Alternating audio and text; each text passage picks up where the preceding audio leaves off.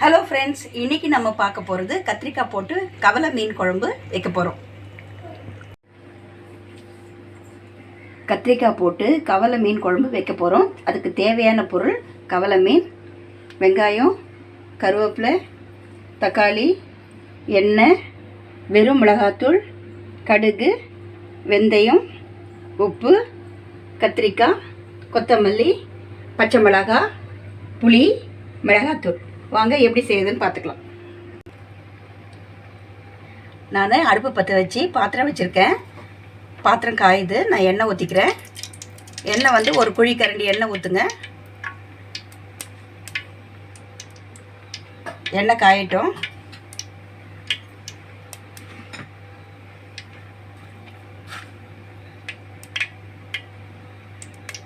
கடுகு போட்டுக்கலாம்.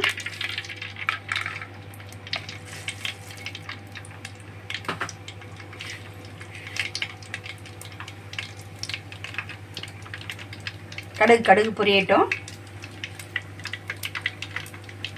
வெந்தயம் போடுவோம்.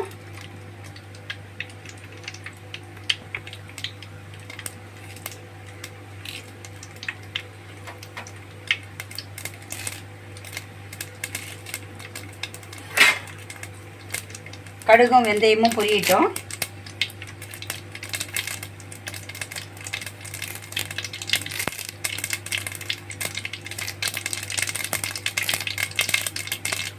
வெந்தயம் வந்து ப்ரௌன் ஆகக்கூடாது, கருப்பாயிடக்கூடாது. அதை பார்த்துக்கணும். வெந்தயம் கருப்பாயிடுச்சுன்னா கசக்கும்.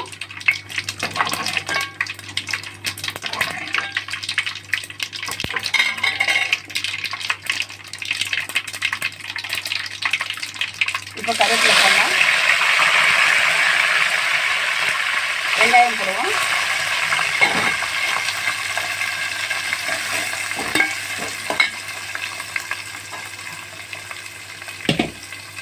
வெங்காயம் போட்டுக்கலாம். நல்லா வதங்கட்டும்.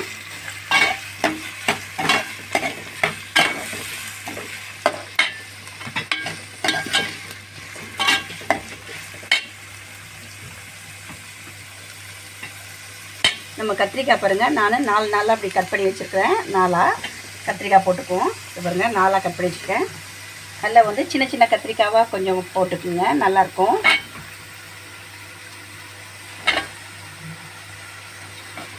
இந்த வெங்காயத்தோடையே இந்த கத்திரிக்காவை நல்லா வதக்குங்க.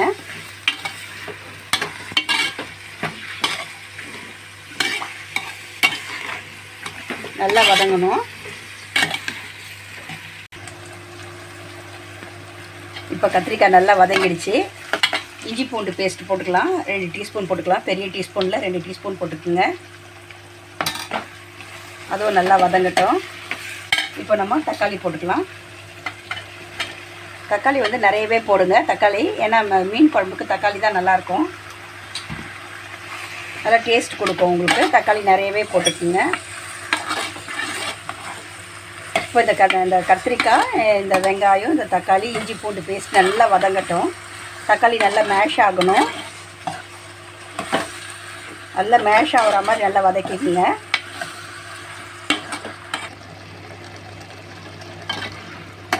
ஃப்ரெண்ட்ஸ், நல்லா வதங்கிடுச்சு. வெங்காயம் தக்காளி வந்து நல்லா வதங்கிடுச்சு. இப்போ வந்து நம்ம வெறும் மிளகாத்தூள் போட்டுக்குவோம். 2 டீஸ்பூன் எடுத்து வச்சுருக்கேன், நான் போட்டுக்கிறேன். கொஞ்சம் வந்து மிளகாத்தூள் போட்டுக்கலாம். நம்ம எல்லாம் கலந்து அரைச்ச மிளகாத்தூள் போட்டுக்கலாம். தண்ணி விட்டுக்குவோம்.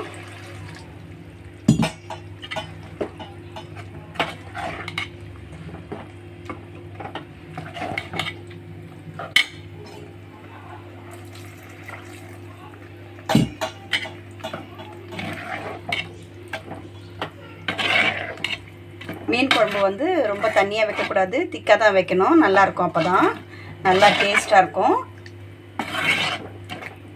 இப்போது நல்லா கத்திரிக்காய் வதங்கி நம்ம மிளகாத்தூள் போட்டு, வெறும் மிளகாத்தூள் எல்லாம் கலந்து அரைச்ச மிளகாத்தூள் போட்டு பண்ணிட்டோம். உப்பு போட்டுக்கலாம். இப்போது உப்பு குழம்புக்கு தேவையான உப்பு போட்டுக்குங்க. நான் வதக்கும் போதெல்லாம் போடலை.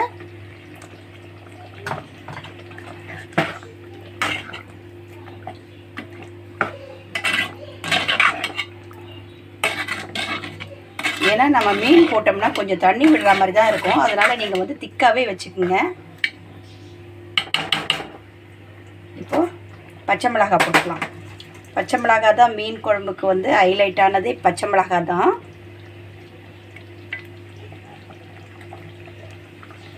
பச்சை மிளகாய் போட்டுக்குவோம்.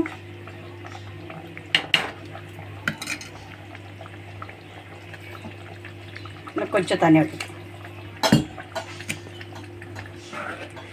இன்னும் கொஞ்சம்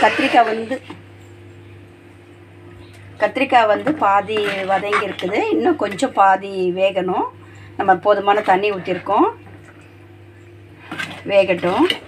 மீன் குழம்பு முள்ளும் மலருன்ற படத்தில் மீன் குழம்பு கத்திரிக்காய் போட்டு மீன் குழம்பு பற்றி ஒரு பாட்டு உண்டு.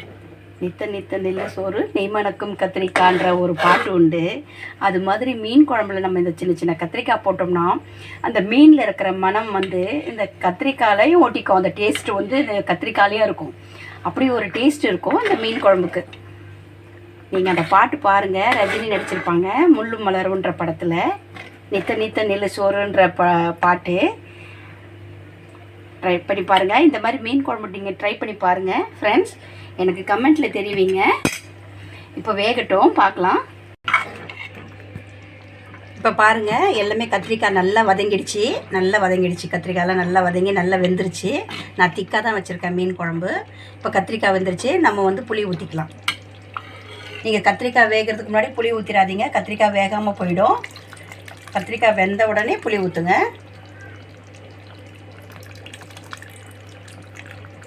புளிப்பு காரம் எப்படி உங்களுக்கு விருப்பமோ அந்த மாதிரி ஊற்றிக்குங்க. ஊற்றிக்கிட்டு டேஸ்ட் பார்த்துங்க. இப்போ நம்ம புளி ஊற்றிட்டு நம்ம மிக்ஸ் பண்ணிக்கலாம்.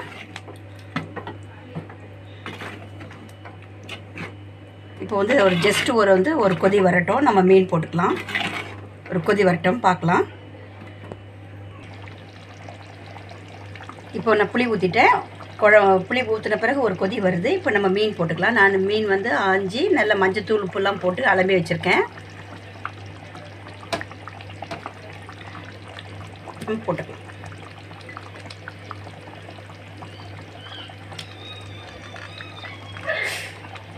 மீன் வந்து மஞ்சத்தூள் போட்டு நான் உப்பு போட்டு நல்லா கழுவி வச்சுருக்கேன், க்ளீனாக வச்சுருக்கேன். மீன் வந்து அப்படியே கழுவிட்டு அப்படியே கொட்டாதீங்க. கையில் எடுத்து அந்த தண்ணி கவுச்சி தண்ணி இல்லாத போடுங்க மீனை. அப்போ தான் குழம்பு வந்து நல்லாயிருக்கும்.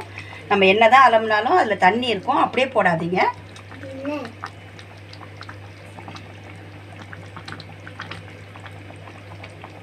தண்ணி இல்லாத இருத்துட்டு போடுங்க.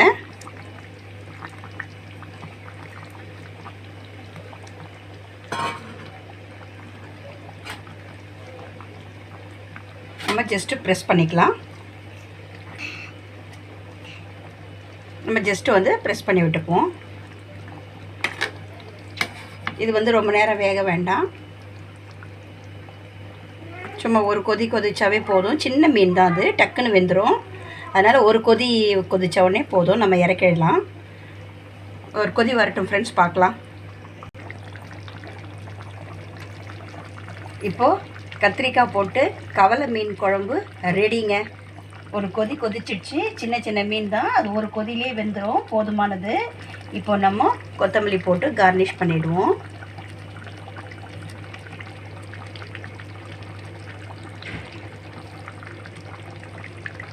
இப்போ கத்திரிக்காய் போட்டு மீன் குழம்பு ரெடி. எங்கள் சேனல் உங்களுக்கு பிடிச்சிருந்தா லைக் பண்ணுங்கள், ஷேர் பண்ணுங்கள், கமெண்ட் பண்ணுங்கள், சப்ஸ்கிரைப் பண்ணுங்கள். மறக்காமல் பெல் ஐக்கானை ப்ரெஸ் பண்ணுங்கள். பெல் ஐக்கானை ப்ரெஸ் பண்ணும்போது 3 ஆப்ஷன்ஸ் காமிக்கும். அதில் ஆல்ன்றதை ப்ரெஸ் பண்ணுங்கள் ஃப்ரெண்ட்ஸ்.